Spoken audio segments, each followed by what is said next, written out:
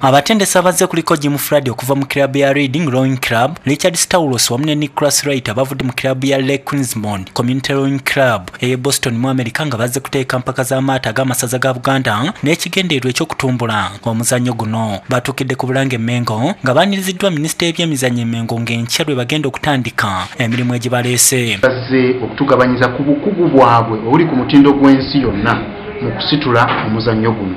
Bazze okutulaga tukendeeza losses ku mazzi ku bantu baffe abafiira ku mazzi. Bazze okutulaga nti tulina ekitone ekyenjawulo mu ggwanga lino tunakozesa obuule ekiyinza n'otutuusa mu Olympics 2020 ne tuwangulira ddala emedaali egya zaabu.